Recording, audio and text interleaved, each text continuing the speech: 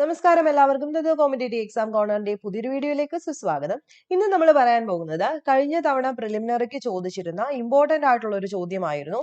കെപ്പൻസിന്റെ നമ്മുടെ ഇന്ത്യയിലെ കാലാവസ്ഥാ മേഖലകൾ, അതായത് അദ്ദേഹത്തിന്റെ കാലാവസ്ഥാ മേഖലകളുടെ ഡിവിഷനെ പറ്റിയിട്ട് ഒരു ചോദ്യം ചോദിച്ചിട്ടുണ്ടായിരുന്നു. നമുക്ക് ഈ ആഴ്ച യൂണിവേഴ്സിറ്റി അസിസ്റ്റന്റിന്റെ ടൈം ടേബിൾ ബേസ് ചെയ്ത് പഠിക്കാനുള്ള ഒരു ടോപ്പിക്കാണ് ഇന്ത്യൻ കാലാവസ്ഥ എന്ന് പറയുന്നത്.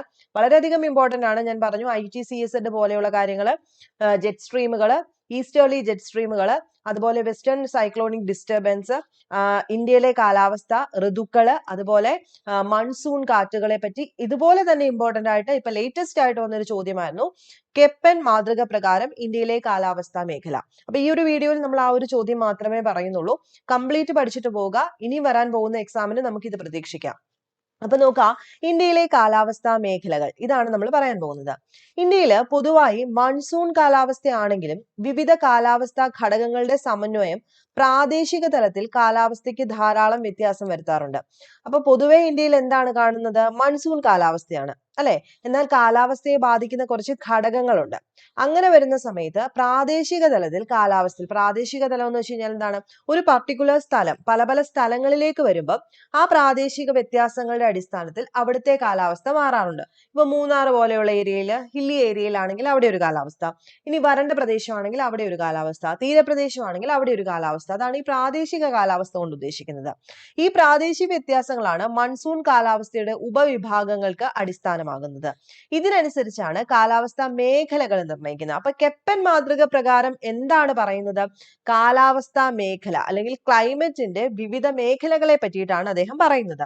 വിവിധ കാലാവസ്ഥാ ഘടകങ്ങളുടെ കൂടിച്ചേരൽ മൂലമാണ് സമാന സ്വഭാവ സവിശേഷതയുള്ള കാലാവസ്ഥാ മേഖലകൾ രൂപപ്പെടുന്നത്.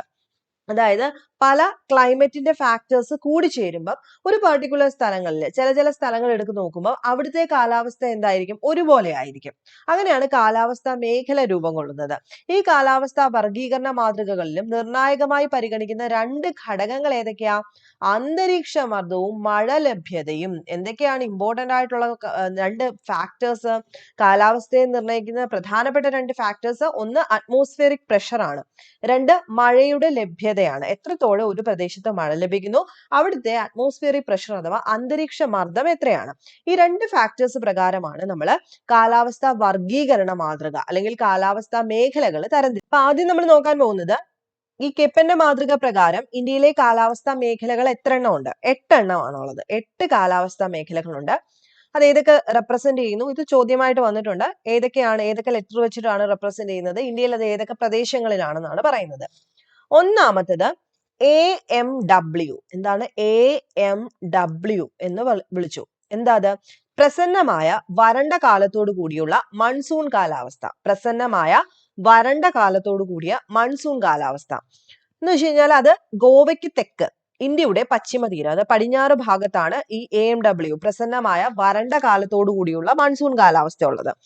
ഗോവയ്ക്ക് തെക്കുള്ള ഇന്ത്യയുടെ പശ്ചിമ തീരത്താണ് ഇത് അനുഭവപ്പെടുന്നതെന്ന് പറഞ്ഞു. ഇനി AS എന്ന് അദ്ദേഹം റെപ്രസെന്റ് ചെയ്തത് വരണ്ട വേനലോട് കൂടിയുള്ള മൺസൂൺ കാലത്തെയാണ്. എന്താണ്? വരണ്ട വേനലോട് കൂടിയ മൺസൂൺ കാലം AS എന്ന് വിളിച്ചു. അതെവിടെയാണ്? തമിഴ്നാടിന്റെ കോറോമാണ്ടൽ തീരത്താണ് ഇതെന്ന് പറഞ്ഞു. AW എന്ന് വെച്ച് കഴിഞ്ഞാൽ ഉഷ്ണമേഖല സാവന്ന, ട്രോപ്പിക്കൽ സാവന്ന എന്ന് വിളിച്ചു.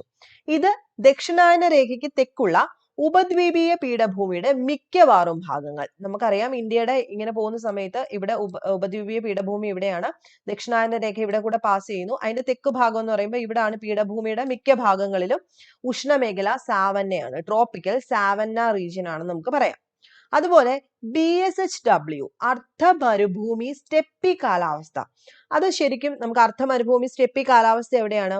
ഗുജറാത്തിലും രാജസ്ഥാനില് പഞ്ചാബിന്റെ ചില ഭാഗങ്ങളിലൊക്കെ എന്താണ്? അർദ്ധ മരുഭൂമിയാണ്, സെമി അരിഡ് ഏരിയ ആണെന്ന് പറയാം. സെമി അരിഡ് ആണ് കേട്ടോ. ആ കാലാവസ്ഥ സ്റ്റെപ്പി കാലാവസ്ഥ എന്നാണ് അദ്ദേഹം വിളിച്ചത്. ഇനി BWHW, ഇവിടെ ശ്രദ്ധിക്കുക, BS അല്ല, S എന്ന് പറയുമ്പോൾ സെമി അരിഡ് റീജിയൻ വരും. BWHW എന്ന് പറയുമ്പോൾ അവിടെ ഉഷ്ണ മരുഭൂമിയാണ് വരുന്നത്. അതെവിടെയായിരിക്കും? പശ്ചിമ രാജസ്ഥാനിലാണ് ഉഷ്ണ മരുഭൂമി വരുന്നത്. ഇനി CWG എന്ന് പറയുന്നത് വരണ്ട ശൈത്യകാലത്തോടു കൂടിയുള്ള മൺസൂൺ കാലം. അത് ശരിക്കും എവിടെയാ വരുന്നത്? ഗംഗാ സമതലത്തിലും രാജസ്ഥാന്റെ കിഴക്ക് ഭാഗത്ത്, മധ്യപ്രദേശിന്റെ വടക്കു ഭാഗത്ത്, വടക്കുകിഴക്കൻ ഇന്ത്യയുടെ മിക്കവാറും ഭാഗങ്ങൾ, നോർത്ത് ഈസ്റ്റ് ഭാഗം ഇന്ത്യയുടെ മിക്ക ഭാഗങ്ങളിലും എന്താണ് വരണ്ട ശൈത്യകാലത്തോടു കൂടിയുള്ള മൺസൂൺ. അതിനെ വിളിക്കുന്ന പേരെന്താണ്? CWG എന്ന് റെപ്രസെന്റ് ചെയ്തു. അതുപോലെ DFC എന്ന് വിളിച്ചത് ചെറുവേനലോട് കൂടിയുള്ള തണുത്ത ശൈത്യകാലമാണ്. ചെറിയ വേനലോട് കൂടിയുള്ള തണുത്ത ആർദ്ര ശൈത്യകാലത്തെ അദ്ദേഹം പറഞ്ഞു അത് എവിടെയാണ്? അരുണാചൽ പ്രദേശിലാണെന്ന് പറഞ്ഞു. ഇനി ക്യാപിറ്റൽ F എന്താണ്? ധ്രുവീയ കാലാവസ്ഥയാണ്. അത് എവിടെയായിരിക്കും ശരിക്കും? നല്ല തണുപ്പ് എവിടെയാ? ജമ്മു കാശ്മീർ, ഹിമാചൽ പ്രദേശ്, ഉത്തരാഖണ്ഡ് ഭാഗത്താണ് F അഥവാ ധ്രുവീയ കാലാവസ്ഥ, ഫ്രീസ് എന്ന് ഓർക്കുക, ധ്രുവീയ കാലാവസ്ഥ അനുഭവപ്പെടുന്നത്. അപ്പൊ ഇത്രയും ഈ 8 രീതിയിലാണ് അദ്ദേഹം കെപ്പൻ മാതൃക പ്രകാരം ഇന്ത്യയിലെ കാലാവസ്ഥാ മേഖല എന്ന് പറയുന്നത്. AMW പ്രസന്നമായ വരണ്ട കാലത്തോടു കൂടിയ മൺസൂൺ കാലാവസ്ഥ. AS എന്താണ്? വരണ്ട വേനലോട് കൂടിയ മൺസൂൺ കാലം. AW എന്താണ്? ഉഷ്ണമേഖല സാവന്ന. BSHW എന്താണ്? അർദ്ധമരുഭൂമി, അവിടെ സ്റ്റെപ്പി കാലാവസ്ഥ. BWHW എന്താണ്? ഉഷ്ണ മരുഭൂമിയാണ്. CWG എന്ന് വെച്ച് കഴിഞ്ഞാൽ വരണ്ട ശൈത്യകാലത്തോടു കൂടിയുള്ള മൺസൂൺ. DFC എന്ന് വെച്ച് കഴിഞ്ഞാൽ ചെറുവേനലോട് കൂടിയുള്ള തണുത്ത ആർദ്ര ശൈത്യകാലം. F എന്ന് പറഞ്ഞു കഴിഞ്ഞാൽ ധ്രുവീയ കാലാവസ്ഥ. ഇതാണ് 8 കാലാവസ്ഥാ മേഖല എന്ന് പറയുന്നത്. ഇനി അദ്ദേഹം കാലാവസ്ഥ ഉപവിഭാഗങ്ങൾ ഉണ്ടാക്കിയിട്ടുണ്ട്, അത് നോക്കാം. കാലാവസ്ഥാ വർഗീകരണം ഒരു സങ്കീർണമായ ഉദ്യമമാണ്. പലതരം കാലാവസ്ഥാ വർഗീകരണ മാതൃകകൾ നിലവിലുണ്ട്. അതിൽ ഏറ്റവും ഇമ്പോർട്ടന്റ് ആയിട്ടുള്ള ഒരു കാലാവസ്ഥാ വർഗീകരണ മാതൃകയാണ് കെപ്പന്റെ കാലാവസ്ഥാ വർഗീകരണ മാതൃക. ശ്രദ്ധിക്കുക, കെപ്പൻ മാതൃക പ്രതിമാസ ഊഷ്മാവിന്റെയും മഴ ലഭ്യതയുടെയും അളവ് അടിസ്ഥാനമാക്കിയാണ് തയ്യാറാക്കപ്പെട്ടിരിക്കുന്നത്. അപ്പം വളരെയധികം ഇമ്പോർട്ടന്റ് ആയിട്ടുള്ള ഒരു പ്രസ്താവനയാണിത്. കെപ്പൻ മാതൃക പ്രകാരം പ്രതിമാസ ഊഷ്മാവ്, എന്താ ഈ പ്രതിമാസ ഊഷ്മാവ് എന്ന് വെച്ച് കഴിഞ്ഞാൽ ഒരു മാസത്തെ ഊഷ്മാവ്, അവിടുത്തെ ടെമ്പറേച്ചറും ആ സ്ഥലത്തെ മഴ ലഭ്യതയുടെയും അളവ് അടിസ്ഥാനമാക്കിയാണ് കെപ്പൻ മാതൃക തയ്യാറാക്കിയിരിക്കുന്നത്. എന്താണ് കെപ്പൻ മാതൃകയ്ക്കകത്ത് ഉൾപ്പെടുത്തിയിരിക്കുന്നത്? കാലാവസ്ഥാ മേഖലകളാണ് ഉൾപ്പെടുത്തിയിരിക്കുന്നത്. അപ്പൊ നോക്കുക, കെപ്പൻ 5 പ്രധാന കാലാവസ്ഥാ ഉപവിഭാഗങ്ങൾ കണ്ടെത്തിയിരിക്കുന്നു. 5ആയിട്ട് അദ്ദേഹം കാലാവസ്ഥാ ഉപവിഭാഗങ്ങളെ ഉൾപ്പെടുത്തിയിട്ടുണ്ട്. ഒന്ന് എന്താണ്? ഉഷ്ണമേഖലാ കാലാവസ്ഥ, ട്രോപ്പിക്കൽ ക്ലൈമറ്റ്സ്. എന്താണ് ഉഷ്ണമേഖലാ കാലാവസ്ഥ? അതായത് ശരാശരി പ്രതിമാസ ഊഷ്മാവ് വർഷം മുഴുവൻ 18 ഡിഗ്രി സെൽഷ്യസിൽ കൂടുതലുള്ള പ്രദേശങ്ങളെ ഉൾപ്പെടുത്തിയിട്ടാണ് അദ്ദേഹം ഉഷ്ണമേഖലാ കാലാവസ്ഥ ഉണ്ടാക്കിയിരിക്കുന്നത്. എന്താ അദ്ദേഹം ചെയ്തിരിക്കുന്നത്? പ്രതിമാസ ടെമ്പറേച്ചർ, ഓരോ സ്ഥലത്തെയും പ്രതിമാസ ഊഷ്മാവിന്റെയും അവിടുത്തെ മഴ ലഭ്യതയുടെയും അടിസ്ഥാനത്തിൽ അദ്ദേഹം 5 കാലാവസ്ഥ ഉപവിഭാഗങ്ങളെ ഉണ്ടാക്കിയിട്ടുണ്ട്. അതിനകത്ത് ഒന്നാമത്തേതാണ് ഉഷ്ണമേഖലാ കാലാവസ്ഥ അഥവാ ട്രോപ്പിക്കൽ ക്ലൈമറ്റ്സ് എന്ന് പറയും. എന്താ അതിന്റെ പ്രത്യേകത? ശരാശരി പ്രതിമാസ ഊഷ്മാവ്, ഓരോ മാസത്തെയും ഊഷ്മാവ് അവിടുത്തെ എടുക്കുന്ന സമയത്തെ ആ ശരാശരി ചൂട് എന്ന് പറയുന്നത് വർഷം മുഴുവനും എപ്പോഴും എത്രയായിരിക്കും? 18 ഡിഗ്രി സെൽഷ്യസിൽ കൂടുതലായിരിക്കും. അങ്ങനെയുള്ള പ്രദേശങ്ങളെ അദ്ദേഹം വിളിച്ചു ഉഷ്ണമേഖലാ കാലാവസ്ഥാ പ്രദേശങ്ങൾ. മനസ്സിലായല്ലോ? ഇനി നോക്കുക, വരണ്ട കാലാവസ്ഥ അഥവാ ഡ്രൈ ക്ലൈമറ്റ്സ് എന്ന് വെച്ച് കഴിഞ്ഞാൽ എന്തായിരിക്കും? താപനിലയിലേക്കാളും മഴ ലഭ്യത കുറവായതിനാൽ വരൾച്ച അനുഭവപ്പെടുന്നു. വരണ്ട അവസ്ഥ കുറവാണെങ്കിൽ അർദ്ധമരുഭൂമി കാലാവസ്ഥയും വരൾച്ച കൂടുതലാണെങ്കിൽ മരുഭൂമി കാലാവസ്ഥയുമായിരിക്കും അവിടെ ഉണ്ടാവുന്നത്. അപ്പൊ ഇമ്പോർട്ടന്റ് ആയിട്ട് ഓർത്തു വെക്കുക, ആദ്യം നമ്മൾ പറഞ്ഞു ഉഷ്ണമേഖലാ കാലാവസ്ഥ.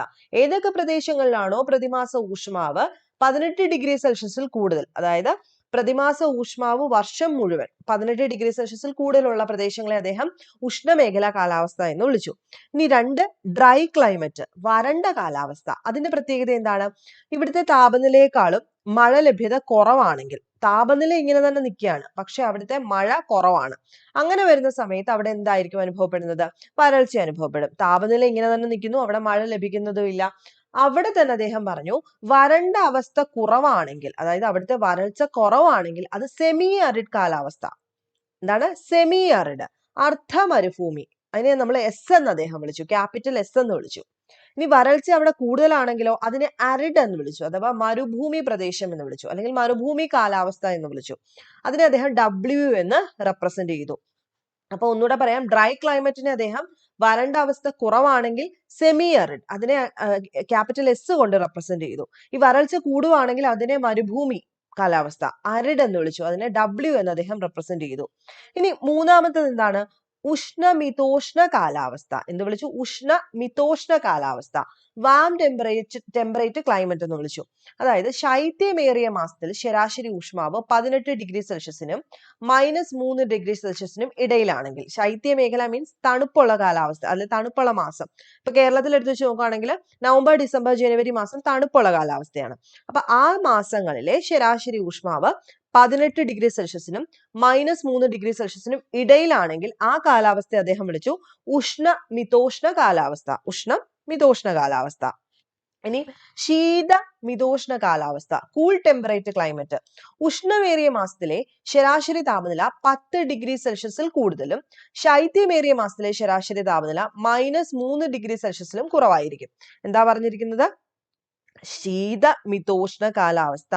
ഉഷ്ണമേറിയ മാസം, നമ്മുടെ കാര്യം ആലോചിക്കാം. ഇപ്പം മാർച്ച്, ഏപ്രിൽ ആ ഒരു മാസം, അല്ലെങ്കിൽ ഫെബ്രുവരി, മാർച്ച് മാസം ഉഷ്ണമേറിയ മാസമാണ്. ആ സമയത്തെ ശരാശരി താപനില 10°C കൂടുതലായിരിക്കണം. ശൈത്യമേറിയ മാസത്തിലെ ശരാശരി താപനില -3°C കുറവായിരിക്കണം. അതിനെ, ആ കാലാവസ്ഥയെ നമ്മൾ ശീതമിതോഷ്ണ മേഖല അല്ലെങ്കിൽ കൂൾ ടെമ്പറേറ്റ് ക്ലൈമറ്റ് എന്ന് അദ്ദേഹം ക്ലാസിഫൈ ചെയ്തു. ഇനി ഹിമാവൃത കാലാവസ്ഥ അല്ലെങ്കിൽ ഐസ് ക്ലൈമറ്റ്സ് എന്ന് വിളിച്ചു. അതെന്താണ്? ഉഷ്ണമേറിയ മാസത്തിലെ ശരാശരി താപനില 10°C താഴെ ആയിരിക്കും. എന്ന് വെച്ച് കഴിഞ്ഞാൽ ചൂട് വരുന്ന സമയത്ത് പോലും ആ പ്രദേശത്തിലെ കാലാവസ്ഥ എന്ന് പറയുന്നത് 10°C താഴെ ആയിരിക്കും. ചൂട് കൂടേണ്ടതാണ് ആ സമയത്ത്, എന്നിട്ട് പോലും 10°C താഴെയാണ് ശരാശരി താപനിലയെങ്കിൽ അത് ഏത് തരത്തിലുള്ള ക്ലൈമറ്റ് ആണ്? ഐസ് ക്ലൈമറ്റ് ആണ്, ഹിമാവൃത കാലാവസ്ഥയാണെന്ന് പറഞ്ഞു. അപ്പൊ ഇതിനകത്ത് സംശയമില്ലെന്ന് ഞാൻ വിശ്വസിക്കുകയാണ്. പറഞ്ഞ കാര്യങ്ങൾ മനസ്സിലായെന്ന് വിശ്വസിക്കുന്നു. ഒന്നുകൂടെ പറയാം. കെപ്പൻ 5 പ്രധാന കാലാവസ്ഥ ഉപവിഭാഗങ്ങൾ ഉൾപ്പെടുത്തി. 5 എണ്ണം.